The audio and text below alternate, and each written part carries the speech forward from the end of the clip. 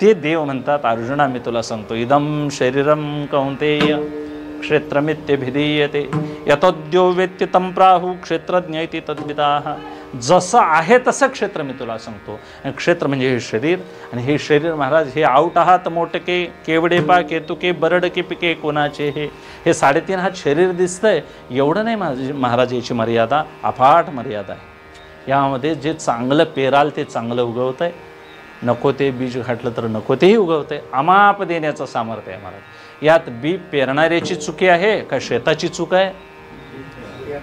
पेरणाऱ्याची चूक आहे महाराज. मग वारकऱ्यांनी कोणतं बी पेरलेलं आहे? जीवनमुक्तीचं बी पेरलेलं आहे. चारवाकांनी पोट भरायचं बी पेरलेलं आहे. कर्मठांनी कर्म करण्याचं बी पेरलेलं आहे. वास्तविक स्वर्ग हा महाराज, सगळ्या कथा तुम्ही ऐकलेल्या आहेत. स्वर्गावर पहिलं आक्रमण कोण करतात? तो राक्षस करतात, दैत्य करतात. कुठल्याही कथा वाचा तुम्ही. एखादा दैत्य मातला आणि मग त्यानं स्वर्गावर काय केलं? आक्रमण. त्या स्वर्गात जायचं झालं तर पहिलं आक्रमण जर राक्षसांचं होत असेल तर ते चांगलं ठिकाण असेल असं वाटतंय तुम्हाला? ज्याच्या मागं दैत्य राक्षस दानव लागलेले आहेत ते ठिकाण चांगलं असणं शक्य नाही. बरं, तो स्वर्ग जो आहे तो पुण्यच फक्त संपवतोय का पापही संपवतोय? पुण्यच संपवतोय ना. तिथं पाप शिल्लक राहत आहे. मग शहाण्या माणसानं पाप संपवतेल्या ठिकाणी जावं काय पुण्य वाढतेल्या ठिकाणी? पुण्य संपतेल्या, पाप संपतेल्या ठिकाणी आपण जायला पाहिजे. स्वर्ग हा पुण्याईचा क्षय करणारा लोक आहे तो. म्हणून शहाणे मनुष्य इंद्र आदी स्वर्गाचं फक्त वर्णन करतात. संतांनी वर्णन केलं महाराज, पण त्या स्वर्गसुखाची त्यांनी अभिलाषा धरली. कारण स्वर्गामध्ये पुण्याचा क्षय आहे, आणि पुण्य संपल्यानंतर महाराज जो पाप शिल्लक असतं त्या शिल्लक पापामुळे जीव मानवी जन्मापेक्षा अधोगतीला जाऊ शकतो. म्हणून त्यानंतर स्वर्गातून आलेले सगळे लोक अधोगतीला गेलेले आहेत महाराज. नीच योनीला गेलेले आहेत. मग चांडाळात पशवादिक योनी, जड पशु पाषाण इकडे गेले. त्यांना काय राहिलं नाही, मानवी जीवन परत भेटणं दुर्मिळ आहे. म्हणून इतका हेतू सांगायचा की हे क्षेत्र माऊली ज्ञानोबाराया अर्जुनाच्या निमित्तानं देवही सांगतात की या क्षेत्राचा विचार मोठ्या मोठ्यानं महाराज इथं वाचात मौनावली. आता हे क्षेत्र कोणाचं आहे हे सांगताना तिथं काळवादी उठले. काळवादी म्हणाले हे सगळं तुमचं सांगणं योग्य आहे, पण काळाच्या तडाख्यात सगळंच हे जग जर गावत असेल तर जगातली सगळी मंडळी काळाच्याच मुखात आहेत का कशाच्या मुखात? महाराज पिंजऱ्यातले उंदीर पिंजऱ्या सकट जर आम्ही टाकून दिलं नदीत, पिंजरा असतोय तो धरलेल्या उंदरा सकट, जाऊ दे 10-20 उंदीर आहेत म्हणाला, पिंजरा जाईना तिकडे म्हणाला. पिंजराही गेला आणि उंदीरही, पिंजऱ्याबरोबर उंदीर गेले म्हणजे पिंजरा सुद्धा गेला. एखाद्या लंगड्या मनुष्याचा लंगडेपणा गेला, काठी राहिली का लंगडेपणा बी गेला बरोबर. लंगडेपणाबरोबर काठीही गेली आणि त्याचा लंगडेपणाही. तसं या देहाची जी सगळी तत्व आहेत, 25 तत्व म्हणा, 36 तत्व म्हणा, 7 5 3 दशकांचा मेळा, एक तत्वे कळा दावे हरी, ह्या सगळ्या तत्वांचा विचार करता करता सगळी शास्त्रज्ञ सगळे म्हातारे झालेनी काळवादी म्हणतात या शरीराला जर जगाबरोबरच नाश असेल तर हे शरीर कसं आहे? जगदंतपाती आहे. जगताचाच नाश होत असेल तर मग तुमचा नाश होणार नाही काय? पिंजऱ्यासह उंदीर जसे गेले म्हणजे कारणासह कार्याची निवृत्ती याला शास्त्रकार म्हणतात. तसं गर्भिणीच्या पोटामध्ये मूल असतं महाराज. मग मूल गर्भिणी वारल्यानंतर मूलही काय होतं? मृत होतं. तसं या जगासह वर्तमान सगळे देह नाशवान आहेत. म्हणून इथं आलेले अवतारही महाराज गेले, इथं आलेले मोठे मोठे विद्वान गेले, इथं मोठे मोठे जगाला गवसणी घालणारे लोक आले, निघून गेले. मोठे मोठे कलाकार गेले, खेळाडू गेले, मोठे कर्तृत्ववान लोक गेले, महात्मा गेले, राष्ट्रपिता गेले, ज्यांना लोकमान्य म्हटलं झालं तीही मंडळी गेली. इथं आचार्य गेले, शास्त्री गेले, वैदिक गेले, गेले गेले गेले, अजूनही जातील. आबासुद्धा गेले, आज 12 दिवस. हेतू सांगायचा काय? सगळी मंडळी अशी सरत जाणारी आहे म्हणून संसार सरणार आहे महाराज. शहाण्या मनुष्यानं माझी बाकी किती उरली एवढं बघावं. आता भागवलंय, आमच्या घरच्या मालकाने आतापर्यंत एवढं केलं, इथनं पुढं मला कसं जीवन जगता येईल म्हणून शहाण्या माणसानं सावध व्हावं. सावध होणं याच्यासाठी महाराज गौतम बुद्धांना त्यांच्या वडिलांनी सावधच होऊ दिलं नाही. माझ्या मुलांना दुःख हे दिसूच नाही म्हणून महाराज कुठल्याही नगरात त्यांनी कुठेही एखादा दुःखी माणसाचं घरसुद्धा त्यांनी त्या वसवू दिलं नाही. रोगी, क्षयरोगी असतील, अनेक रोगी लोक बाजूलाच ती वसवली. आणि मग तो सम्राट आहे मुलगा, त्यांना फिरवायचं झालं तर मग अशा राजरस्त्यावरनं फिरवलं जायचं जिथून दुतर्फा तरुण स्त्रिया, त्यांच्यावर फुलाचा शृंगार, काही अत्तरदाणी, तो राजरस्ता असा लोटलेला असायचा, चोख असायचा, झाडं लावलेली असायची. आणि मग त्यांना दुःख हे कधी दिसूच दिलं नाही. आणि एक दिवस महाराज अनायासे त्या गौतम बुद्धांनाच महाराज अशी एक इच्छा झाली की म्हणाले या रस्त्यानं मला नेऊ नका, म्हणाले मला मागल्या रस्त्यानं न्या. रस्ता बदलला महाराज आणि रस्त्यानं मग त्यांनी पहिली प्रेत यात्रा जाताना पाहिली. आतापर्यंत म्हणाले नाही, पहिल्यांदा एक कुष्ठरोगी दिसला. बाबा म्हणाले तुम्हाला कशानं व्याधी झाली? तर हे शरीराला व्याधी बाळपणापासून आहे, तू राजपुत्र आहेस, तुला कशाला हे माझा तू स्पर्श करू नको. दुःख वाटलं त्यांना. तिथून पुढं काही ठिकाणी गेल्यानंतर मग शेवटी त्या कथेमध्ये त्यांना प्रेत यात्रा जाताना दिसली. हे कोण आहे या ताटीवर झोपवलेलं? तर तो मनुष्य मोठा कर्तबगार होता. मग तो याला असं नेण्याचं कारण काय? त्याला झाकलंय का बरं? तो का उठत नाही, तो का बोलत नाही? तर तो मेला. मेला म्हणजे नेमकं काय झालं? तर त्यामध्ये जीव राहिला नाही. मग किती वर्ष राहिला, काय करत होता? मग आम्हाला सुद्धा असंच मरण येणार काय, असं त्या गुरुनाथ विचारतात महाराज सम्राट. आणि मग त्यांना कळतं या जगामध्ये जीव आलेला दुःखी असतो, रोगी असतो आणि शेवटी त्याला मरण येतं.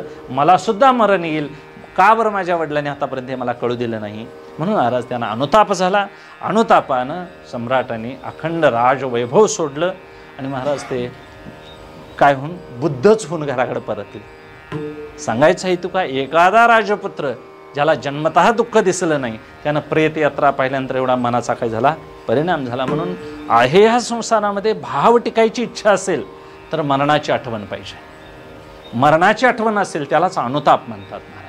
आणि मग नाथ बाबा सांगतात अनुतापावीन भाव कैसा राहे, अनुतापावीन भाव कैसा राहे,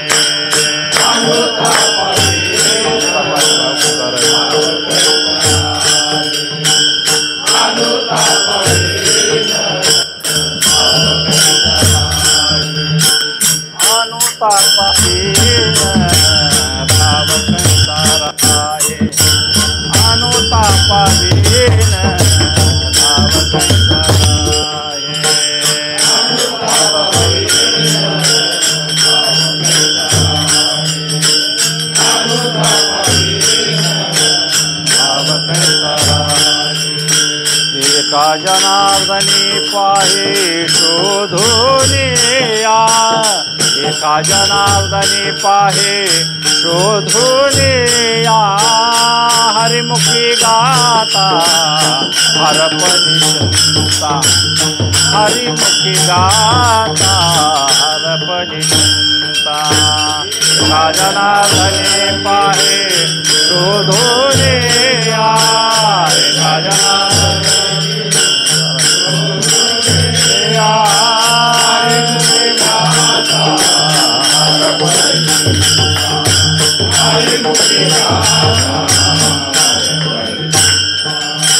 अनुतापावीन भाव कैसा राहे,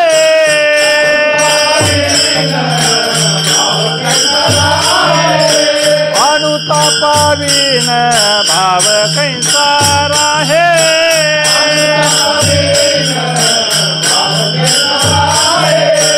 अनुभवे पाहे शोधून या, अनुभवे पाहे शोधून या, हरिमुखी गाता हरपणी चिंता, हरिमुखी गाता हरपणी चिंता.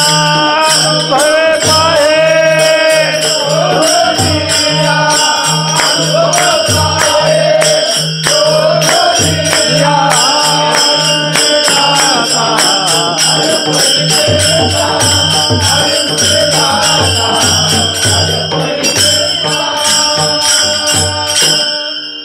अनुतापावीन भाव कैसारा हे अनुभवे पाहे दुनिया. आणि येथे भावा मुख्य अनुताप, त्या अनुतापाचे कैसे रूप. नित्य मरण जाणे समीप न मन्याल्प देहसू.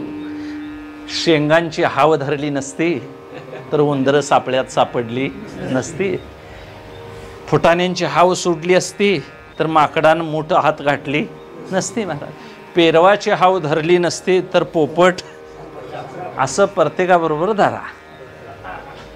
आम्ही कोणाची हाव धरली, कोणाची हाव धरतोय. पत्नी म्हणतो पती माझा, पती म्हणतोय पत्नी माझी, कोणच माझं नाही. माझं म्हणणं एवढं मूर्खपणाचं लक्षण आहे महाराज की अगदी आता नवीन आधुनिक म्हणी आले तर महाराज, ज्याची बायको मुकी तो सर्वात सुखी म्हणतात. आता काही चुकीचं नाही महाराज, विनोदासाठी अजिबात सांगत नाही.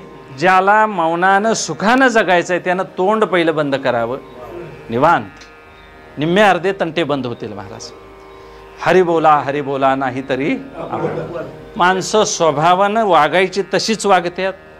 भाग्यवशात तुमच्या दैवान जी मिळणारी गोष्ट आहे ती तुमच्या हातनं रस्त्यावर जरी पडली तरी लोक घरात आणून देतील. आणि घरात 7 कप्प्या जरी तिजोरीत घालून ठेवलं असलं तरी दरोडेखोर येऊन फोडून नेल्याशिवाय राहणार. जे तुमच्या नशिबात नाही ते तुमच्या हातून जाईल. आणि जे टॉवेल पडलेला आणून देतात माणसं आणि हात खिशातला मोबाईल बाजारात नेतात, त्याच माणसाचा टॉवेल आणून देतात गावातली माणसं आणि बाहेरली माणसं फोन घेऊन जातात. याचा अर्थ काय, जी गोष्ट जाणार आहे ती तुम्हाला टाळता येत नाही. जी तुमची आहे मिळणार त्याला महाराज कितीही प्रतिबंध करा ती तुमच्याजवळ आल्याखेरीज राहणार नाही. हा जगाचा असा नियमच आहे. म्हणून कोणत्याही गोष्टीविषयीची माणसानं फक्त मी मरणार आहे महाराज, मग मी ममत्व कितीपर्यंत पसरावं हे ज्याचं त्यानं विचार करावा. विवेकी पाहे शोधून या. अनुभवानं शोध घ्यायला पाहिजे. अनुताप केवढं चिंतन करायचं आहे. आता राहिलंय किती महाराज. बरं आता महाभारत झालंय, रामायण झालंय, ते का थोडं आहे काय. हितना आणि पुढं महाभारताचं युद्ध कशाला घरात बघत बसायचं, एवढा विचार तरी माणसानं करावा. दशरथासारखं मला निवांत मरण यावं असं कोण म्हणतंय. एक केस पिकलेला महाराज त्यांनी आरशात पाहिला आणि मग त्यांनी सांगितलं वशिष्ठ मुनींना, मुनी उद्या राम प्रभूंना वनवा कशावर बसवायचं, राज्यावर बसवा. का, मला वयोवृद्धत्व आलेला आहे. जो सार्वभौम होण्याच्या लायकीचा राजा इंद्रजाना निम्मा आसन देत होता दशरथ राजांना. इंद्राची मान्यता महाराज दशरथ राजांना. आणि एवढा देवाचा वडील असणारा दशरथ राजा त्यांनी आरशात बघितल्यानंतर उपरती आली, राज्य मुलाच्या स्वाधीन करतो का. माझा आता एक केस पिकलाय महाराज. सगळी केस पिकली परत काळी करतात. मुलांना किल्ल्यात येत नाहीत घरात. पैसे कशाला म्हणून वडील विचारतोय. ती राखतील पुढं मुलं. काहीतरी सत्ता पाहिजे महाराज, द्यायला पाहिजे. हिशेब असावा मान्य आहे, पण आपल्याच मुलावर आपण असा काय करू नये, अविश्वास धारण करू नये. आपली आहेत मुलं महाराज, आपल्यासारखं वागतील की, समजूत येईल त्यावेळी महाराज जेवढं घालवलंय तेवढं मिळतील. असं काय समजायची कोणी गरज नाही की एखादा राज्यकर्ता गेला म्हणजे राज्य पडलं, असं होत नाही महाराज. पूर्वी म्हणायची इंदिरा गांधी गेले की आता कोण करायचं काय करायचं. त्याच्यापेक्षा बुद्धिमान आहेत महाराज. चांगले बुद्धिमान मरते 4, त्याच्यापेक्षा 125 बुद्धिमान जन्माला येत्या. असं काही नाही 4 खोळी उपाय असते 4 मरत्या, ठरलेलंच आहे. 4 आडदांड असते ती मरत्यात, 4 चांगली जन्माला येतात.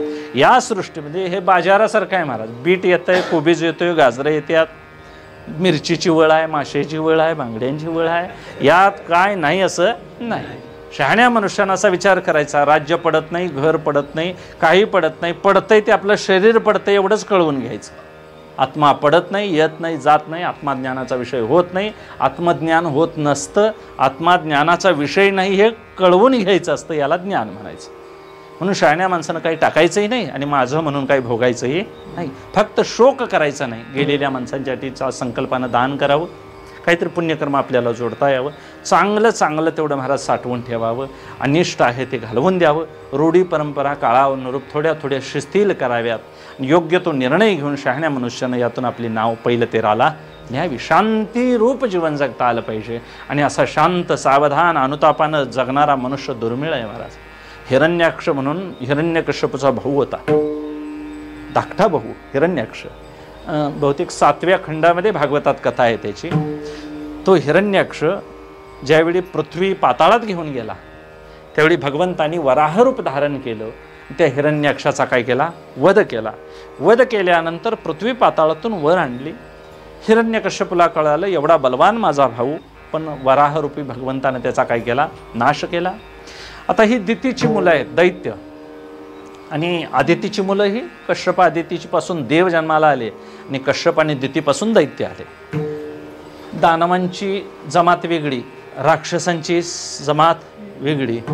दनु नावाची कन्या होती, तिच्यापासून दानव झाले. संज्ञा नावाची मुलगी होती, तिच्यापासून राक्षस झाले आणि दितीपासून दैत्य झाले. नाहीतर मग ही एकाच सगळी आईचे आहेत असं कोणी म्हणायचं नाही. वडील एकच होते महाराज, पण आई वेगवेगळे असल्यामुळं वेगवेगळ्या पद्धतीची ही मुलं जन्माला आली. त्यात राक्षस वेगळे, दानव वेगळे आणि दैत्य वेगळे. आणि ह्या दैत्यात हिरण्याक्ष हिरण्यकश्यप महाराज भगवंताच्या आज्ञाधारी ते पूर्वशापाचे जय विजयच आहेत, तुम्हाला कथा माहिती आहे. आणि मग हिरण्यकश्यपूनं त्या हिरण्याक्षाच्या वधानंतर मी आता तपश्चर्येला जाणार आहे म्हणाले. आणि तुम्ही सगळ्यांनी शोक करू नका. त्या हिरण्याक्षाची पत्नी आणि दिती रडायला लागले महाराज. त्यांच्या कितीतरी राण्या होत्या त्या हिरण्याक्षाच्या. ते आता आम्ही अभागी आहोत, आमचं सौभाग्य निघून गेलं, युद्धामध्ये प्राण त्याग झाला आमच्या पतीचा. आणि मग हिरण्यकश्यपू सांगतो माझा भाऊ आहे, त्याच्या मरणाचा मी काय काढेन, बदला घेईन. मी वैर धरून आहे त्या विष्णू परमात्म्याबरोबर, आणि तुम्ही शांत राहा, ही वेळ शोक करण्याची नाही. आणि मग तो सांगून सुद्धा ऐकायला तयार नाही. तो हिरण्यकश्यपू महाराज स्वभावानं दैत्य आहे, तो त्यांना सांगायला लागलेला आहे कर्मानच जीव जन्माला येतो, कर्मानच जीव व्यवहार करतो, कर्मानच जीव गतप्राण होतो. हे ऐका, आईला सांगायला लागला, वहिनीला उपदेश करायला लागले, पुष्कळ स्त्रियांना उपदेश करतोय. त्या ऐकत नाहीत असं समजल्यानंतर महाराज त्यानं सगळ्या सभेला बोलावून घेतलं, सभा भरवली. त्या सभेमध्ये त्यानं पूर्वीचा इतिहास सांगितला. कोणी? हिरण्यकश्यप.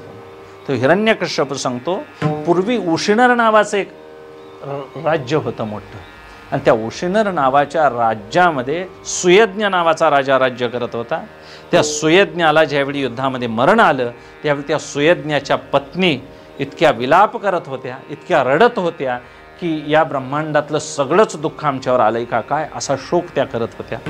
त्यांचं ते रडणं पाहून यमधर्मही गलबलला, कालवला, त्यालाही वाईट वाटलं. आणि साक्षात यमधर्मानं 5 वर्षाच्या बालरूप धारण केलं आणि त्या सभेमध्ये आला. ही कथा कोण कोणाला सांगालंय? हिरण्यकश्यपू हिरण्याक्षाच्या पत्नीनं सांगालाय. कथा का कळवून घ्यायची? कारण हा हिरण्यकश्यपूचा इतिहास फार आयुष्य आहे महाराज. हिरण्यकश्यप म्हणजे काय तुमच्या आमच्यासारखा 60-50 असला नव्हे. 1,60,60,10,700 वर आणि 9 महिने जगलेला महापुरुष आहे तो. नामदेवराय त्याचं वर्णन करतात. 1,60,60,00,000 देखा 30,10,000 लेखा 709 समापा तया हिरण्यकश्यपा काय झाले 14 चौकड्या लंकानाता 99,000 राया दशरथा तेही गेले मृत्यूपंथा मागे सर्वता नुरलीची. एवढ्या दीर्घ आयुष्याची माणसं जर काळाच्या मुखात जात असतील तर आमचं कुठं हिशोब असेल सांगा.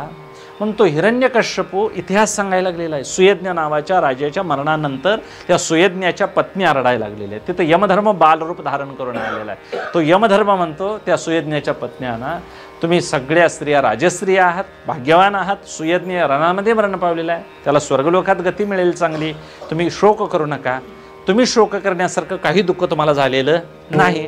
माझ्याकडे बघा, मी जन्माला यायच्या अगोदरपासून माझे आई वडील मला नाहीत. मी अनाथ आहे. माझी भूकही कोण खा म्हणणारं मला शिल्लक कोण या पृथ्वीवर नाही. ज्यानं माझ्या आईच्या पोटात असताना माझा सांभाळ केला तो परमात्माही मला दिसत नाही, पण माझ्या भुकेला मात्र मीच काय करतोय, झाडाची पानं काहीतरी कंदमुळं फळं खाऊन जगत आहे. आणि मला अनाथ असल्यामुळं एवढं माझं दुःख आहे की तुमच्या दुःखापेक्षा मी फार दुःखी आहे. आणि मग गेलेल्या माणसाविषयी शोक करू नये. तुम्ही सगळ्या मला पितामह म्हणजे आजीच्या वयाच्या आहात, एवढ्या ज्येष्ठ आहात, आणि मी नमस्कार करतो. माझं बालरूप म्हणून तुम्ही काय करा, बालमन म्हणून मला समाधान म्हणून तुम्ही सगळ्यांनी शोक टाका. आणि मग त्या यमधर्मानं केलेला उपदेश आहे महाराज. तो काय आमच्यासारख्या बुवाचा उपदेश आहे, तो यमधर्म आहे. त्यानं केलेल्या उपदेशानं तो सगळी सभा, सुयज्ञ राजाची सभा शांत झाली. तो इतिहास हिरण्यकश्यपूनं ज्यावेळी हिरण्याक्षाच्या पत्नीना दितीला आईला सांगितला त्यावेळी सगळ्यांनी शोक टाकला. आपल्या आपल्या कामाला सगळी व्यवसायाला निघून गेली. सांगायचा हेतू इतका, एवढा दीर्घ आयुष्य असलेला महापुरुष देवादिकांच्या कथा सांगून काय करतोय, समाधान करतोय सामान्य जीवाचं. आणि मग तपश्चर्येला केल्यानंतर महाराज अपार भयान असं तप केलं हिरण्यकश्यपूनं. कोणाला मारण्याकरता, विष्णू परमात्म्याला. आणि मग प्रल्हादासारखा मुलगा देवानं त्याच्याच कुळात जन्माला घातला आणि मग त्याचाच वध करून टाकला. हेतू इतका की एवढं मोठं दीर्घ आयुष्य असणारे महापुरुष जर जात असतील तर आपण मात्र बेसावध असणं हे महाराज भ्रमाचं लक्षण आहे, अज्ञानाचं लक्षण आहे. म्हणून शहाण्या पुरुषानं मरण यायच्या अगोदर आपली तयार असावी. गाडी यायच्या अगोदर कशी आवरावर असते, हा बांधून सगळं. लहान मुलं असली तर बघा या लगविष्ण या, इकडं तिकडं या, सगळी तयारी असते महाराज. आणि मग त्यावेळी अर्ध तिकीटचं पाहिजे, पास पाहिजे, आधार कार्ड पाहिजे. बिना आधार कार्ड जाऊन पंढरपुरात खुली देत नाहीत महाराज. माहिती सगळी व्यवस्था आणि मग चोख जाणं त्याला म्हणायचं मग महाराज तयारी म्हणायची. आणि पूर्ण तयारीनिशी जर आम्हाला व्यवहारात उतरावं लागतं. एखाद्या बसमध्ये चढताना एवढी दक्षता, तेवढ्यातही महाराज किस्सा मारणारे लोक आहेत, जे असा संसार दुःख देणार आहे. म्हणून शहाण्या मनुष्यानं आपणला जायचं कुठं आहे महाराज, शेवटचा दिस, शेवट परमार्थाचा शेवट गाठणं इतकी सोपी गोष्ट आहे का इथं. म्हणून तत्काळ शब्द चालत नाही, थोडासा काय पाहिजे, सहनशीलता पाहिजे. आणि मग अक्रोडाच्या झाडाला किती वर्षानं फळं येतात, 60 वर्षानं फळं येतात म्हणतात. मग अक्रोड जर आता माझ्यासारखा लावायला लागला तर तरुण मुलं काय म्हणणार, तुझं आयुष्य राहिलंय केवढं आणि फळं कसली झाडं लावा लागलाय. आता कलमी आंब्याचं लाव म्हणजे पुढल्या 3ऱ्या वर्षी तरी फळं लागतील. आणि माझ्या वयाच्याला जर मान्य करत नाही तर मग म्हाताऱ्या माणसानं अक्रोड लावायचं जर ठरवलं तर ते मान्य होईल, नाही होणार. पण तसं नाही की त्या जुन्या माणसांनी झाडं लावली म्हणून आज आंबे खातोय महाराज. याची थोडीशी जाण आपल्याला पाहिजे. एवढं दीर्घ आयुष्याची सृष्टी आहे, सृष्टीला अनंत आयुष्य आहे महाराज, कल्पांतापर्यंत. हिचा नाशच होत नाही. फक्त नाश मांडला वेदांतानं तो मिथ्या असं मानून मांडलेला आहे, त्याला बाद योग्य असं म्हटलेलं आहे, नाश मांडलेला नाही. सृष्टीचा नाश कोणासाठी म्हटलेला आहे, भेदवादी लोकांच्यासाठी म्हटलेला आहे. अद्वैतवादी लोकांच्यासाठी सृष्टी कधीही नाश पावलेली नाही. फक्त सृष्टीतली दृष्टी आपण बदलायची आहे. हे असंच प्रवाह रूपानं अनादी चालत आलेलं आहे गाणं मला. तो रस्ता कुठनं सुरू झाला आहे म्हणून सांगावा म्हटलं तर कुठनं सांगायचा सांगा. केरळापासून सांगायचा इकडं, विजापुरापासून राधानगरी सांगायची, देशभर सगळं रस्तच आहेत महाराज. तसं ही वाट कुठं जाते हे नुसतं टीव्हीच्या मालिकेत नुसतं लिहितात महाराज, पण कुठं जाते ह्याचं उत्तर देता येत नाही. अशीच अनंताचा प्रवास आहे महाराज. म्हणून अनंत केवढा आहे अजून जो झालाय त्यालाच कळेल. आणि मग जो झालाय तो मिळणं दुर्मिळ आहे. म्हणून बहु अवघड असे संत भेटी, आहे संत भेटी तरी जगजेटी करुणा केली. देवानं कृपा करावी, संतांनी कृपा करावी आपल्यावर, आणि मग आपल्याला ही वाट कळावी. हेतू इतका की या प्रवासाला आपण एक वृत्तीच बदलायची आहे. संतांनी वृत्तीत बदल केलेला आहे. आम्ही अजून वृत्ती बदलाचा अभ्यास केलेला नाही. मला सांगा, शांत तलाव आहे, त्यात कोणतरी काठाला असं बैठक टाकून बसलेला आहे निवांत पाण्याकडे बघत. एखादं खोडकर पोरगं येते आणि काय करते महाराज, त्यात दगड मोठा टाकते. आता त्याला काय माहिती हा शांत तलाव बघत बसलाय का काय बसलाय. त्या दगड टाकल्यानं त्यात काय निर्माण होतात, तरंग निर्माण होतात. आता त्या मुलाला तरंग बघितल्यानंतर आनंद होतोय, काठाला बसलेल्याला संत पाणी बघितलेल्याचा आनंद आहे. मग त्या एवढ्या मोठ्या तलावात एखादा खडा जर एवढा तरंग निर्माण करत असेल, मला सांगा तलाव मोठं का दगड मोठा आहे. मग एक दगड जर अशांतता निर्माण करत असेल तर महाराज कीर्तनातनं आता मी घरला गेलो आणि एखादी गोष्ट जर एखादी मला कानात दुसऱ्यानं सांगितली जाता जाता तर माझं तलाव सुद्धा खडळायचं राहील. हे असंच समजायचं आपण. हे सगळं देवादिकाचं ऐकायचं आणि कुठंतरी वाटत जाऊन काहीतरी ऐकलं की महाराज ते दगड टाकलेल्यासारखंच आहे. अनेक बुद्धीचे तरंग क्षणक्षणा पालटती रंग. म्हणून हे आगंतुक आलेले काय आहेत, दोष आहेत. काही आतून ढवळाढवळ असते, ती कळत नाही महाराज. काही माणसं कळू देत नाहीत. वर सात्विक चेहरा दाखवायचा आणि आत असुर दडलेला असतोय. रावणो लोक सुंदरा, रावण सुंदर होता पण वृत्ती सुंदर होती काय, नव्हती सुंदर महाराज. मग असं काही एक मुखवट आहेत की वर काही झालं असं दाखवत नाहीत पण आत मात्र ती धगधग असते. कळ असते, तसं आत सुद्धा तलावात मासं असतील का नाही? मग माशाने हालचाल केली तर त्यांना सुद्धा पाणी काय होतं? मगर असते, सुसर असते, खेकडे असतात, काय असतात महाराज, त्यातही आतून ढवळाढवळ होते. मग ते आतून येणारा पाण्याचा बुडबुडा तळाला छोटा असतोय, पण तो प्रवास करीत करीत करीत महिना एक एक समुद्राची खोली इतकी आहे महाराज की मरियाना गर्ता म्हणून आहे, ॲमेझॉनच्या खोऱ्यात नदी आहे, नाईल नदी. मोठ्या नद्या अमेरिकेत आहेत महाराज. मिसिसिपी नदी एक आहे. आम्ही भूगोलात शिकलेला आता लक्षात येते म्हणून सांगायचं. आणि अशा हजारो मीटरच्या खोल गर्ता आहेत. त्या तळाला उठलेला तरंग बाहेर यायला वर्ष लागतंय महाराज. तळाला उठलेला एक बुडबुडा वर यायला एवढा पाणी काय त्याचा प्रवास करतोय, आणि वर येताना तो बुडबुडा एवढा मोठा होऊन फुटतोय, आणि मग त्यावेळी बुडबुडा फुटला असं होतंय. मला सांगा, त्याच्या आधी तो उत्पन्न झालेला होता. उद्या दही लागायचं झालं तर मुरवान कवा लावायला पाहिजे? मग आत्ता लावल्या दही लागतंय. ते रात्रभर प्रक्रिया होते महाराज. म्हणून आता आम्ही माळ घातली, आता प्रक्रिया. इंद्रिय ग्रामोनी निघाला, आस्थेची या वाटे लागला, जन्म मृत्यूची या पुढीला नगरा यावया. आता आस्थेच्या वाटेवर उतरलोय. आता इंद्रिय ग्राम हे सोडायचं आहे. आता हे सोडून आम्हाला देवाच्या गावाला जाऊ देवाची या गावा, देव देईल विसावा. संतांना कळालेला आहे. असे काहीतरी आतून ढवळाढवळ करणारे प्रतिबंध आहेत, काही आगंतुक बाहेरनं येणारे ढवळाढवळ संसारात आहेत. हे सगळं चंचल जीवन आहे, हे उपाधीचं जीवन आहे. आणि उपाधीचं जीवन अशांत असतं, अस्थिर असतं. आणि जे मूळ जीवन आहे ते शांत आहे महाराज. मूळ जीवन समाधान आहे. अंतिम जीवनाचं मानवी लक्ष आहे समाधान, सुख, शांती, आनंद, प्रसन्नता, जे जे काही पर्यायी तुम्हाला शब्द वापरता येईल. म्हणून खरं सुख आहे ते शांतीमध्ये आहे. आणि अशा अपार शांती महाराज. उगाच आता आम्ही भावपूर्ण श्रद्धांजली म्हणायचं. भावपूर्ण श्रद्धांजली जिवंत असतानाच माणसाने त्याचा अभ्यास करावा. जीवेत शरद शतम, 100 वर्ष असं जगावं शरद ऋतूसारखं, सौम्य जगावं. मग नंदेत शरद शतम, नंदेत म्हणजे आनंदानं 100 वर्ष जगावी. मग हा तेजाकडे प्रवास आहे, अंधाराकडून प्रकाशाकडे जाणं. मग ज्योतीने तेजाची आरती. उगाच आम्ही आता गणपतीला ओवाळायचं, मग आता ते तेजच आहे. उगाच सांजवात काढवात लावायची नाही आम्ही ओवाळ. म्हणजे त्या अग्नीला ह्या अग्नीनं ओवाळण्यासारखंच आहे. तसं आम्ही मुळचेच देव आहोत, कळत नाही म्हणून देव पुढं करायचं आणि भजन करायचं. वास्तविक तोच देव आत बसलेला आहे, विद्यमान आहे. आणि मग त्याला समाधान लाभायचं झालं तर आम्ही व्यवस्थेनं मोठं होऊन चालणार नाही, अवस्थेनं मोठं झालं पाहिजे. अवस्था शांतीची यायला पाहिजे. तुकोबार आहे त्याच्यासाठी सांगतात, शांती परते नाही सुख, शांती परते नाही सुख,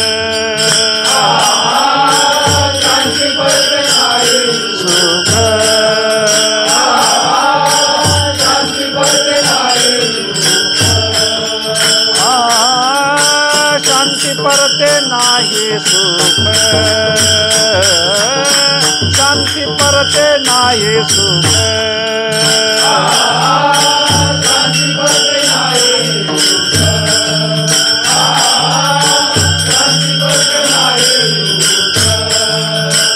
येर आव घेचे दुःख, येर आव घेचे दुःख, मनवून शांती धरा, मनवून शांती धरा.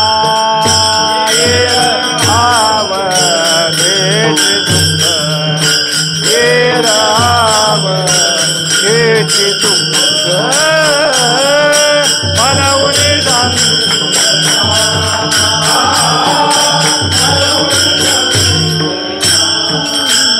शांती परते नाही सुख, शांती परते नाही सुख, शांती परते नाही सुख,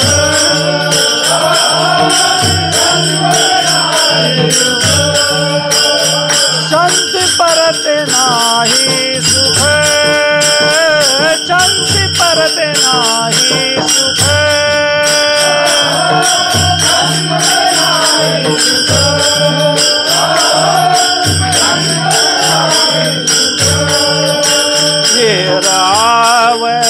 आवघेचे दुःख आवघेचे दुःख मनवोनी शांती धरा मनवोनी शांती धरा आवघेचे दुःख आवघेचे दुःख मनवोनी शांती धरा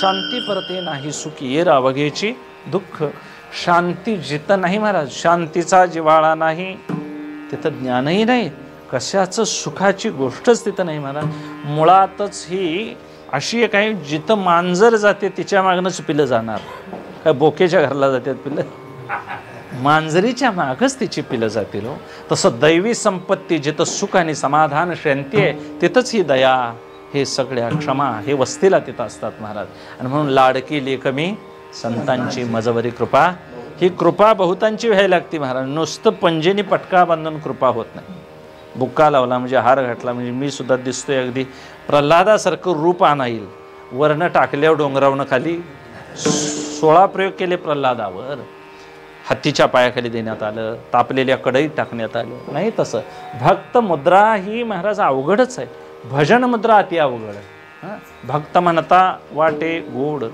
गोड वाटते भक्त म्हणून घ्यायला मग हे म्हणून घेणं इतकंसं सोपं नाही म्हणून परमार्थाचा प्रवास अंतिम टप्प्याचा आहे शेवट आहे आणि मग शेवट गोड व्हायचा झाला तर मग शांती प्रते नाही सुख आणि मग शांती लाभायची असेल तर देहासाठी म्हणून जगायचं का देवासाठी म्हणून हिशोब व्हायला पाहिजे की जमा आणि खर्चाचा जास्त होतोय टिप्पण मान्य आहे पण जमेकडे काहीतरी पाहिजे काय नको काय इकडले रिकामीच डावी बगल कॉलम राहिला नुसताच खर्च व्हायला लागला तर मग सगळंच खर्चून सगळंच महाराज इकून इथनं जायची वेळ नाही तसं करून चालणार म्हणून जमा खर्च देवानं आम्हाला काय दिलं ही जमा आहे महाराज देवानं देह दिला इंद्रिय दिली प्राण दिले सगळं शरीर ही सृष्टी दिली चांगले व्यवहार करण्यासाठी सुबुद्धी दिली ही मुलं बाळं दिली सगळा प्रपंच त्याचाच आहे महाराज आणि मग हा त्यानं दिलेला सुखाकरता व्यवहार करण्याकरता दिलेला सगळा काय आम्हाला हा सगळा मेळा आहे म्हणून गोकुळीच्या सुखांत पार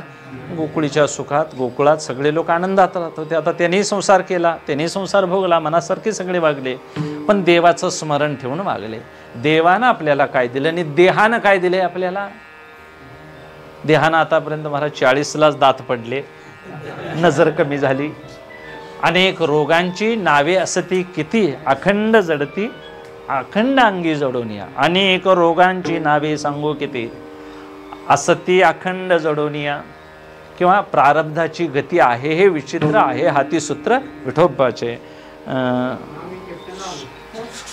शुभ्र कुष्ठ काळे भोगांगी की प्रारब्ध जीवाला वेगवेगळ्या रोगाचा पारितोषिकच देत आहे महाराज कुणालाही विचारा चांगलं आहे असं नुसतं म्हणतात बरं चाललंय म्हणतात बरं काहीच असत नाही आणि चांगलं काहीच असत नाही सगळीच माणसं दुःखात आहे शरीर रोगाचे भांडार शरीर दुःखाचे कोठार शरीर दुर्गंधीचे थार नाही अपवित्र म्हणून देहानं आम्हाला दुःखच दिलं अनेक विटाळाचे अंग आहे रोग दिले जडून अनेक व्याधी दिल्या या शरीरामध्ये तारुण्य दशेत काही चुका झाल्या अज्ञानपण बाळपण निघून गेलं पुढं व्याधी आल्या आणि मग आता कळाल्यानंतर शक्ती उरलेली नाही आणि शक्ती होती त्यावेळी कळालं नाही मग आता ही अवस्था मला सांगा फुटा नाही तेव्हा दात नाहीत नि दात आहेत त्यावेळी फुटाणं नाहीत अशी अवस्था आहे म्हणून शहाण्या मनुष्यानं दोन्हीही यथास्थित असताना जाग भावतारणा भाग्यवंत नटे हरिकीर्तनात म्हणून जुनी माणसं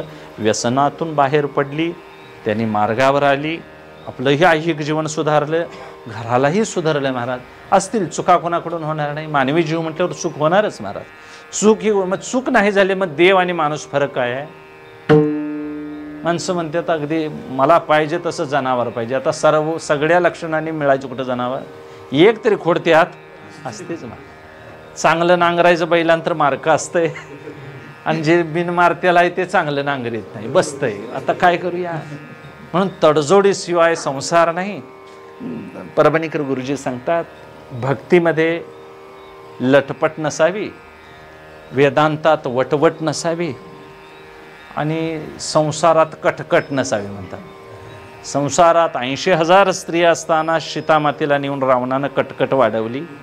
दुर्योधनाचं सगळं चांगलं होतं, पण विनीला द्रौपदीच्या धरून त्यानंही कटकट वाढवून घेतली। म्हणजे संसारात विक्षेपी वागणूक नसावी, भक्तीमध्ये लटपट नसावी, दांभिकता नसावी म्हणतात। नाहीतर मग नुसतं कीर्तनापुरतं गंध लावून यायचं, पटका टोपी लावून यायचं, हे का सोंग आहे काय महाराज? करायला पाहिजे, ज्या त्यावेळी लावायला पाहिजे, हेही मान्य आहे, पण सकाळचा बुक्का संध्याकाळपर्यंत राहायच तर आमची व्यवस्था तशी आहे काय? नाही राहणार, शक्य नाही। म्हणून लटपट दांभिकपणा नसावा आणि वेदांतात वटवट नसावी, बडबड नसावी, शब्दज्ञान नसावं, अनुभव दृढ अप्रोक्ष ज्ञान असावं। आणि दृढ अप्रोक्ष ज्ञान असणारा महात्मा महाराज तो मौनच असतो, मग तो काय बोलायला तयार ना, कारण बोलणं ते सगळं बाधितच ठरतं। जे काय तुम्ही बोलाल ते त्या परमेश्वर स्वरूपाच्या ठिकाणी काहीच त्याचं काही लागत नाही। बोलणं आहे ते महाराज त्रिपुटीत आहे, व्यवहारात आहे, आणि तो व्यवहाराच्या पलीकडं आहे, त्रिपुटीच्या पलीकडचा आहे परमात्मा, असं एक कळवून घ्यायचं। हिशेब देहाचा काय भाग, देवाचा आम्हाला मिळालेला काय भोग आहे, आणि मग देव आमचं रात्रंदिवस रक्षण करत असेल नव्हे, आईच्या पोटातही तो आमचं रक्षण करतो। बाळा दुधा कोण करीते उत्पत्ती, वाढवी श्रीपती सवे दोन्ही, देव एवढा कृपेचा कोहळा आहे महाराज। आणि मग त्याला देखील काळाची काय बसते, चपराक बसते, त्याला सुद्धा येते नाही उरो आले अवतार, येरते पामर जीव किती। म्हणून तुकोबराय सांगतात, अगदी हताश होऊन सांगतात असं नव्हे, अगदी विचार करून सांगतात। लोक हो किती या काळाचा वळसा सोसावा। म्हणजे राऊंडला बैल पळवतात बघा शर्यतीला, तिथं वळसा असतोय की, म्हणतात वळसा मारून आता गाडी आमची आली, मग तिथं रंग मारतात म्हणे। मी काय बघितलेलं नाही, मामाच्या गावाला कुरणीला असायचा राऊंड, ते राऊंड बघायला गेले, अंगावनं गाडी गेली तर कुणाचा राऊंड होतोय देव जाणे, म्हणून आपण लांबच उभा राहायचं। पण वळश्यावरून आलेल्यालाच रंग मारतात, काय मधनं आलेल्याला मारतात? तुकोबारायांना माहिती आहे, पुष्कळ वळस मी सुद्धा मारलेले आहेत। भरला दिसे हाट अवघी वाढली खटपट, पुष्कळ वेळा जो बाजारात आलाय महाराज तो कधीही बाजारात फसत नाही, आपलं काही जाऊ देत नाही, उलट आणि स्वस्त माल आणायच्या तयारीत असतोय ते। आणि नौका आमच्यासारखा गेला की मग खाली टॅमॅटोनी वर बटाटू घेऊन येतोय, कारण कुठलं काय घ्यायचं आधी हीच अक्कल आम्हाला नसते महाराज। व्यवहार ज्ञान शिकावं बाजार फिरणाऱ्या माणसाकडनं शिकावं, त्याला संसारात कसं वागावं हे कळतंय महाराज। याचा अर्थ काय रोज बाजारला माळव विकायला जायला पाहिजे असं नव्हे, एक व्यवहार ज्ञान संसारी माणसाला असायला पाहिजे। नुसतं ग्रॅज्युएट शिकता येईल, खाली टमाटे घेतले आणि वर भोपळा ठेवला तर घरापर्यंत येसर का काय त्याच्यातलं चांगलं राहील? बुद्धी पाहिजे महाराज, काय घट आहे आणि काय पातळ आहे हे तरी कळायला पाहिजे आपल्याला, किंवा काय घेतलेलं मला चांगलं होईल, कोणतं स्वस्त असेल। खालून वरून 2 एरझाऱ्या मारल्या तर महाराज चालण्याचे पैसे निघतात, इथं हे स्वस्त आहे तिथं ते स्वस्त आहे, इथं महाग आहे, ही बुद्धीला स्वार्थी म्हणून आहे महाराज। चिकित्सा करावी, पैसा आपण कष्टानं जोडणारी माणसं आहोत, उचललं की दिलं एवढी आमची मिळगत नाही। म्हणून शहाण्या मनुष्यानं अगदी यथातथ्य जीवन जगावं, इकडे देहाचा देवाचा तौलनिक अभ्यास करावा, आणि मग या आलेल्या बाजारात आम्ही काय मिळवलं, काय या वर्षामध्ये आम्ही मिळवलं, का शिल्ड मिळवलं, का पहिला नंबर मिळाला, का गावानं आम्हाला मारलंच नुसतं मागणं, पळनात म्हणून बैलासनी मारतात महाराज, नंबर घेतात पहिल्या दुसऱ्या गाड्यानी, जी तिसऱ्या गाडीसनं जी 7-8 नंबरपर्यंत आहे ती सगळी मारच खात्यात, असं आम्ही मारच खाईत आलोय।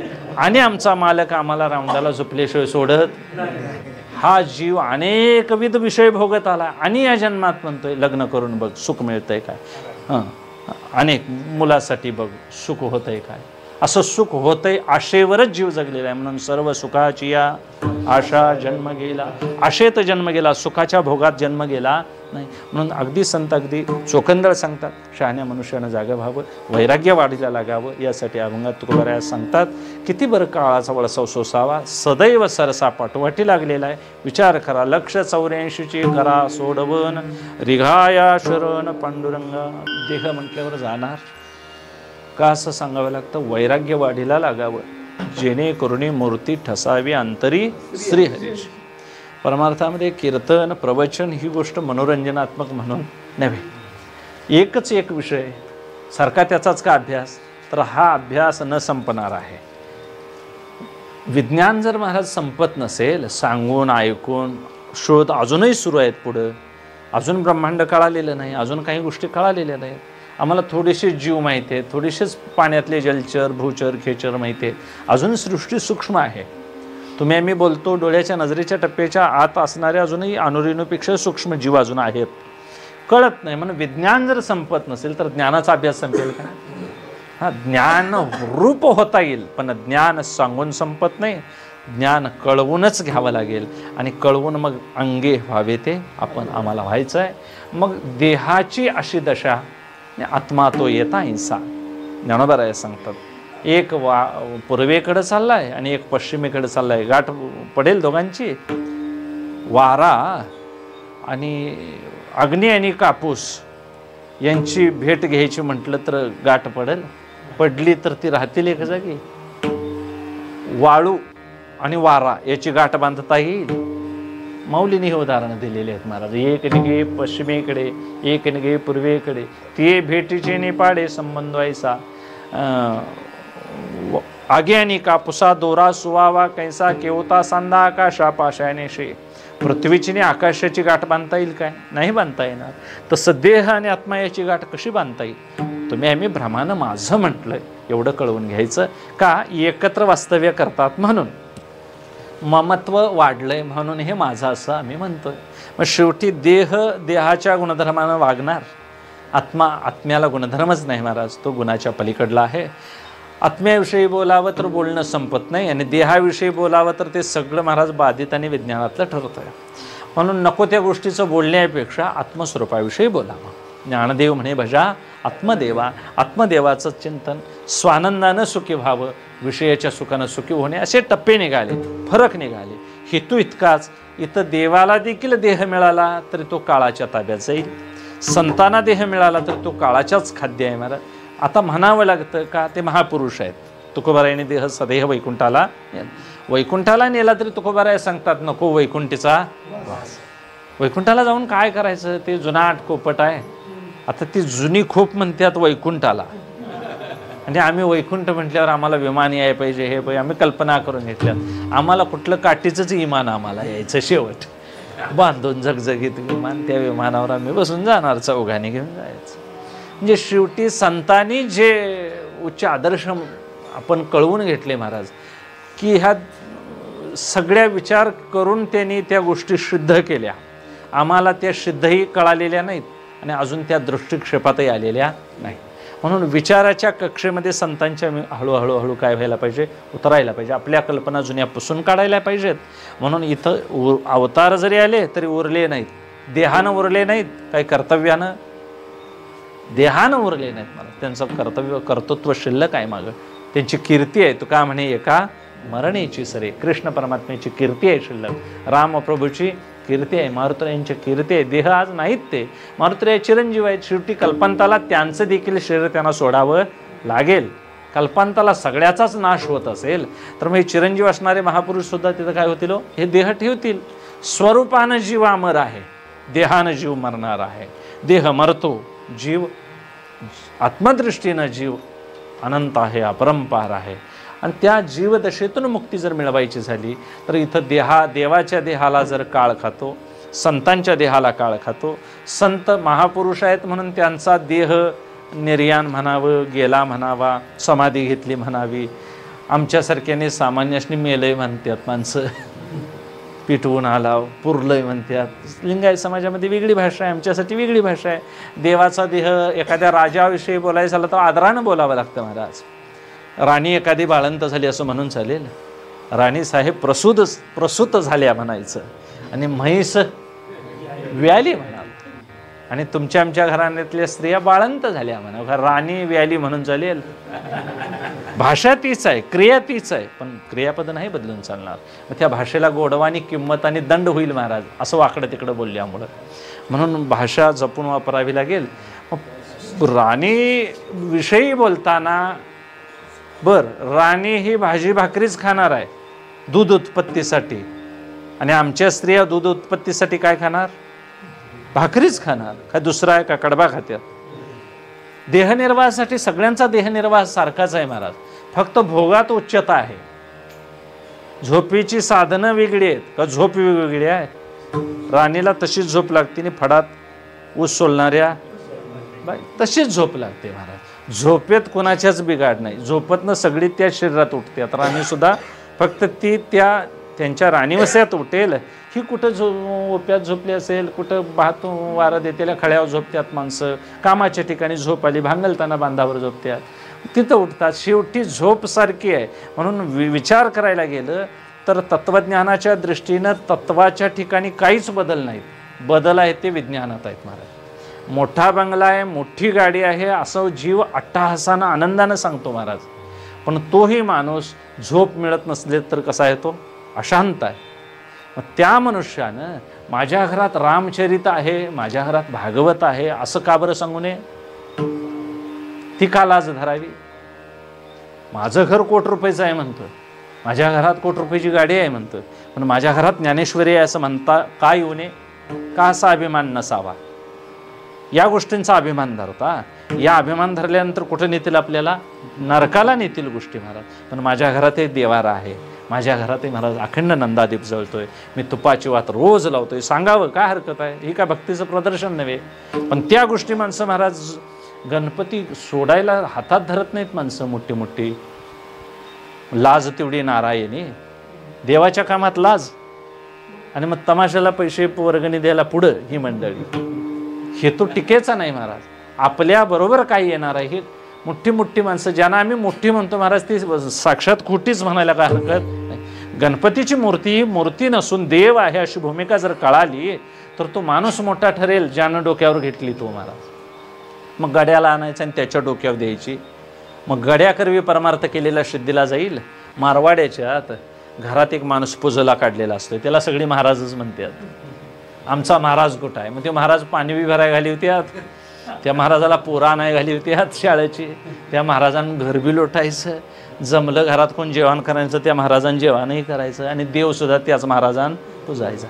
सगळं पुण्य त्या महाराजालाच. महाराज राहिलेली जी घरातली आहेत ती सगळी कुणीकडे जातील? ज्याच्या नावानं आम्ही करतोय त्याला ते फळ लाभणार आहे महाराज. असा माणूस ठेवून पूजा करून परमार्थ होत नाही, स्वतः करावा लागेल. हे सगळं कळण्यास म्हणून देहाची दशा कुठपर्यंत? तर महाराज काळ त्याचं सर्वभक्षक काळ हा त्याचा नाश करणार आहे. म्हणून हे काळाचे भातुके म्हणतात. देह हे काळाचे, धन कुबेराचे, येथे मनुष्याचे काय आहे.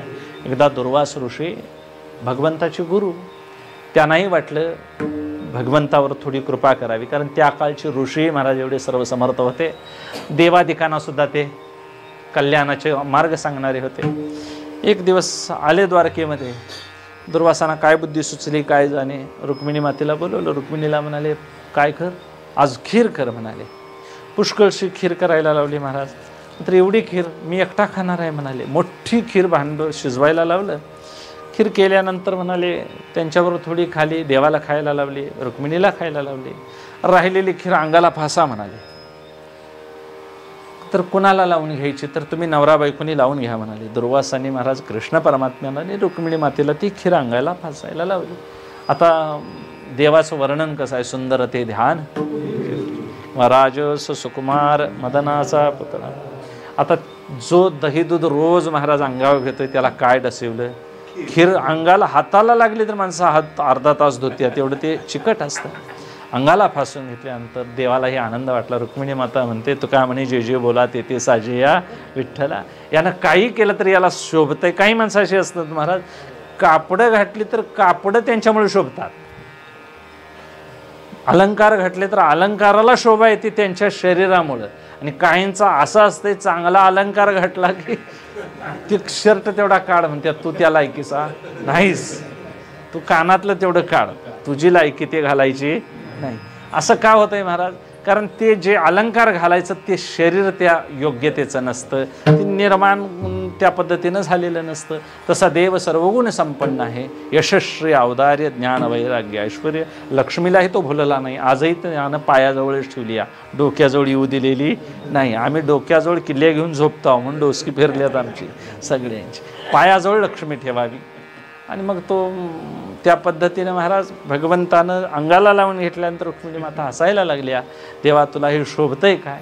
नाही म्हणाले. गप्प बसायचं तर ह्या सगळ्या ब्रह्मांडाचा नाश करेल एवढं सामर्थ्य आहे दुर्वासांचं. ती माझे गुरु आहेत आणि आमचे घराचे गर्गाचार्य कुळगुरू तेही त्यांचा धाक वाहतात. आम्ही सुद्धा भ्यालं पाहिजे. रुक्मिणी गप्प बस, काय सांगतात ते गप्प ऐकूया म्हणाले. लगेच महाराज रथी एका सारथ्याला सांगितलं, रथ जुंपून आण. रथ जुंपून आणायला लावला आणि रथाला महाराज घोडे सोडायला लावले. एका बाजूला रुक्मिणीने एका बाजूला कृष्ण परमात्मा जुंपले.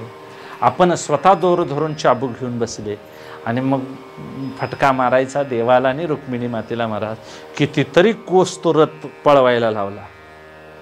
ही कथा आहे भागवतामध्ये. आणि मग रुक्मिणी मातेला कष्ट झाले, तिला घाम आला, तिला पाण्याची गरज पडली. त्यावेळी जाता जाता देवानं काय केलं, अंगठ्यानं पायाच्या दाबून, आता देवाची लीला आहे महाराज, त्यानं त्या जमिनीत जरा सांगटा दाबल्या ते पाण्याची नहर आली म्हणा. एखादी पाण्याची काय झाली, त्यांच्यावर पाणी शिंपडल्यासारखी एखादी पाण्याची आल्यानंतर ते बरोबर रुक्मिणीच्या तोंडात पाणी गेलं. त्यानं तिची तहान काय झाली, भागली. आणि मग रुक्मिणी म्हणते, देवा तहान भागली, पण आता कधी दुर्वास सोडतात बघा विचारून म्हणाले. ते नाही म्हणतात तोपर्यंत आम्हाला काय पळायलाच पाहिजे, पर्याय नाही म्हणाले. आणि मग शेवटी दुर्वासाने आणि काही कोस गेल्यानंतर मग उतरले. बा कृष्णा म्हणाले, एवढं करीतोपर्यंत तू काय परत बोलला नाहीच म्हणाले. आणि तू जगाचा मालक आहे, चालक आहेस, असं असून देखील तू गप्प का बसलास म्हणाले. मग देव काहीच बोलले नाहीत. तुम्ही गुरु आहात म्हणाले, तुमचं ऐकणं हे माझं शिष्य म्हणून कर्तव्य आहे म्हणाले. कसं शिष्य पण सांभाळावं हे तुला कळतं म्हणाले. पण शेवटी तो अखंड जगाची भक्ती करून घेणारा माणूस आहे, ज्याला भक्ताकडून कशी करून घ्यायची असते हे कळतंय, त्याला दुसऱ्याची भक्ती कशी करावी हे सांगावं लागत. दुर्वास म्हणतात, कारण तू सगळ्या जगाची भक्ती घेतोयस देवा, आणि मग ज्या भक्ताची भक्ती कशी करून घ्यायची, आपल्याला कशी पाहिजे तशी तो करून घेतोय, त्याला दुसऱ्याची सेवा कर म्हणून सांगता येत नाही. त्या आपोआपच तो यथायोग्य सेवा करतो. आणि दुर्वासांना आवडलं.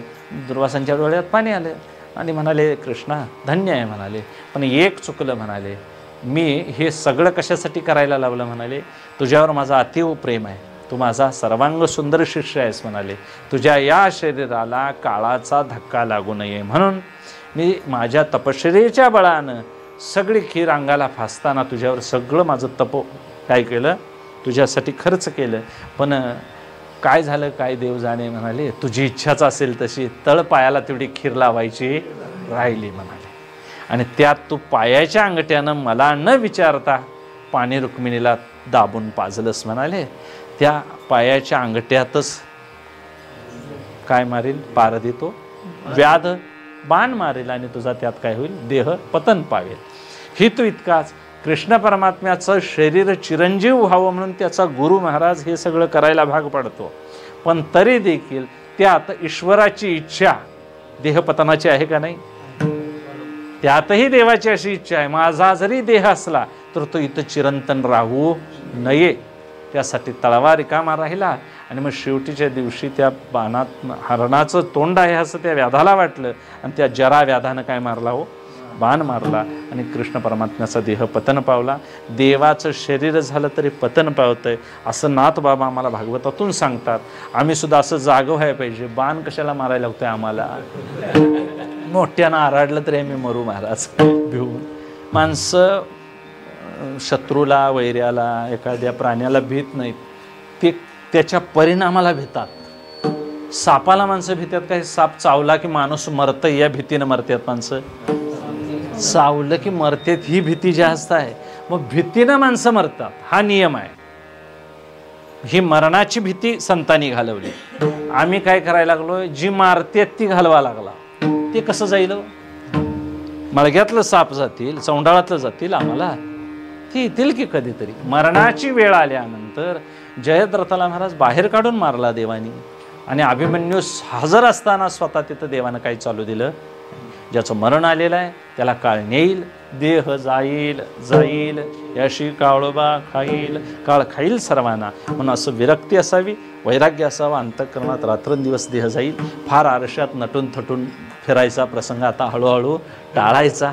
40च्या पुढं गाडी आली या, आता महाराज कपड्याकडे ध्यान द्यायचं, स्वच्छ घालावी, पण इस्त्रीच पाहिजे असा अट्टहास करायचा नाही. आणि काय इम्प्रेशन टाकायच्या ह्या गोष्टी महाराज आता त्या मागं पडल्या. कोण कुणावर, कुणाची आता परिस्थिती इतकी दुर्मिळ राहिलेली नाही. भरपूर खायला आहे, आता भांडी वाटायला लागल्यात लोक. पहिलं रेशन वाटती, आता तयार भांडी या लागल्यात तिकडनं, प्रत्येकाचा अर्ज गेल्यात, प्रत्येकाला मिळायला लागलंय. कोण असं गरीब राहिलेलं, कुणी कुणाच्या पैशाची धनसंपत्तीची वासलात लावू नये. आता प्रत्येकानं हरी हरी हरी हरी म्हणावं. आपण आहे त्या घरात ठाई चबई सोनी करा एक चित्त आवडी आनंद. संतांनी परमार्थ सांगितला, इतका जबाबदारीचा परमार्थ कुणीही सांगितलेला नाही. संतांच्या इतकं दुःख जगाचं त्यांनी चिंतन केलेलं आहे. विश्वाची चिंता करतात समर्थ. तुकोबारायांना तळमळ आहे, लागून या पाया विनवितो तुम्हाला. का बरं अशी सगळी माणसं मरत आहेत नाही, तुम्ही का बरं विचार करत नाही? तरी देखील माणसं महाराज आरती करोसर का दम नाही, जा जा दुकान बंद होईल म्हणतात. गणपती बाहेर इकडं काढाय सुरू तोवर का माणसं खायची चिंता. म्हणजे एक भाऊ गणपती सोडाय, दुसरा भाऊ डबो घेऊन याय. आता काय गणपतीनं आशीर्वाद द्यावे महाराज. 6 दिवस ज्या माणसांना सहनशीलता नाही, अशा म्हणून ही गोष्ट कीर्तनातली नव्हे सांगण्यासारखी महाराज, ही वास्तव स्थिती आहे अशी आमची. मग आहारासाठी आम्ही असे जर लोलूप झालेलो असू तर लोलुपता काय निद्रे ते जिणावी, भोजन करावे परिमित. काय खावं काय सांगावं हा विवेक निघून गेलेला आहे. शहाण्या मनुष्यानं जागृत व्हावं. जागा झालेल्याचा महाराज उद्धार होईल. सावध होऊनी भजनी लागा देव करा, कैवारी सावध झालो हरीच्या आलो जागरणा. सावध होऊन जागरणाला यायचं, दक्ष होऊन हे सगळं करायचं आहे. मी परमार्थासाठी आलोय, मला इथं काही मिळवायचं नाही. देवळात आलो तरी मला इथल्या वया नको, दप्तर नको, मला इथला हिशेब नको, काही नको. मला फक्त हरिहरी म्हणायचं आहे. तो बुवा गुरुवाचा असू दे आणि तो बुवा पाटलाचा असू दे, काही यात जातीचा फरक नाही. अभ्यास पूर्ण त्यांचं फक्त ऐकायचं आणि आपण हरी हरी हरी म्हटलेलं एवढं घरला न्यायचं. असा सूक्ष्म बुद्धीचा पुरुष महाराज यातून सुटेल. नाहीतर मग सगळे संदर्भ जर घेतले तर महाराज मग निबंध मोठा होईल, खरं त्या निबंधात सार निघणार नाही. म्हणून म्हणी आहेत त्या थोड्या शब्दाच्या आहेत. सत्यमेव जयते, चुका पण शिका, नेहमी खरे. हे फार सोप्या वाटतात पण अर्थ गहन आहे महाराज. त्या एका एका सुविचारावर एका एका वाक्यप्रचारावर अनेक प्रबंध लिहून होतील. नेहमी खरे बोलावे यावर कितीतरी पुराण मांडता येते. म्हणून संतांची वाणी आरुष आहे, आतून आलेली आहे, दुःखातून आलेली आहे, तळमळीनं आलेली आहे. असे तळमळीनं सांगणारे संत तुकोबाराय सांगतात, 184ची का बरं सोडवण करून घेत नाहीत तुम्ही? पांडुरंगाला शरण जा. का तर उपजल्या पिंडा मरण सांगाते. सगळे जीव उपजलेले मरतील. का मरतील? जन्माला आलेत म्हणून मरतील, पर्यायीच नाही. कारण सगळीच माणसं जिवंत अशी जर राहिली तर मग राहायला ठिकाण कुठलं? थोडी पानगळ व्हायला पाहिजे, नवीन हिरवी पानं यावी, 4 जुनी जावावीत, निसर्गाचा नियम आहे. सगळीच झाडावर राहिली तर लगबग होऊन जाईल, गडबड गजबजून जाईल. त्याच्यापेक्षा काय व्हावं? थोड्यानं निधन, थोडी उपज असं राहील. आणि मग मरते उपजते सवेची ते मेलेलंच उपजतं, असा न्याय आहे महाराज. आणि मग अशी तुका म्हणे माळ गुंतली राहाटी. ही सगळी गुंतलेली माणसं आहेत. आणि मग मोकळी गुंते रीती गुंते. आधी गुतायचं नाही माणसं म्हणतात ना, गुंतू नये एखाद्या शहाण्या मनुष्यानं. मग मागणं विचार करायला सवड मिळत नाही.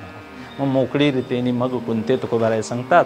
आणि मग आम्ही संसाराच्या या जात्यामध्ये संसाराची अशी राहाट गाडग्याचं काही भोर मायाजाळ, मायेचं जाळ असं वर्णन केले. नाथाने फार सुंदर वर्णन कपोत आणि कपोतीची गोष्ट सांगितलेली आहे महाराज. संसारी जीव कसा संसारात रमतो आणि त्यापायी आपल्या अखंड जीवाचा नाश करून घेतो. पत्नी जाळ्यात अडकल्यानंतर त्या कपोताला किती दुःख होतं आणि त्या दुःखात विरहात महाराज तो विवेक शक्ती हरतो. आपली मुलं आहेत हेही तो विसरतो आणि ते जाळ्यात अडकतो. पत्नीसाठी कपोत कसा नाश पावतो. अशी उदाहरणं त्यांनी प्राण्यावर घालून दिली आहेत. फक्त आमची नावं लिहाय नाहीत. इसाप नीती असो काय असो, फक्त प्राण्यांची पक्ष्यांची नावं घातल्यात. नाही तर तिथं आमचं तुमचं जीवन आहे. कारण आम्ही त्या लायकीचेच सगळे आहोत. संत हे उच्च कोटीचे आदर्श अधिकारी आहेत. त्यांच्यासारखं जीवन तुम्हाला आम्हाला जगता यावं म्हणून उत्तर कार्याच्या निमित्तानं महाराज एक सगळी कळणारी मंडळी आहात. जुन्या माणसांनी परमार्थ स्वीकारला, तडीस नेला, रंगली नटली माणसं त्यात महाराज. त्यांना जे काही येत होतं ते परमार्थाच्या दृष्टीनं त्यांनी सेवा केली. सेवा करणं हे भांडवल आहे परमार्थाचं. किती ज्ञान आहे याला फार किंमत. सेवेला माणसानं कुचराई करू नये. ऐकाय येणं, टाळाला उभारणं, हे सगळ्या गोष्टी भाग्यानं घडतात महाराज. ही सेवासुद्धा त्यांच्या निमित्तानं मला भाग्यानं घडली. नाहीतर मग हा दिवस त्यांनी वारकरी होते म्हणून तर हा दिवस आला, म्हणून पंढरीचे वारकरी ते अधिकारी मोक्षाचे. वारकरी असं महाराज भाग्य वर्णन करण्यासारखा महात्मा तुकोबारायाने त्याचं वैभव वर्णन करावं.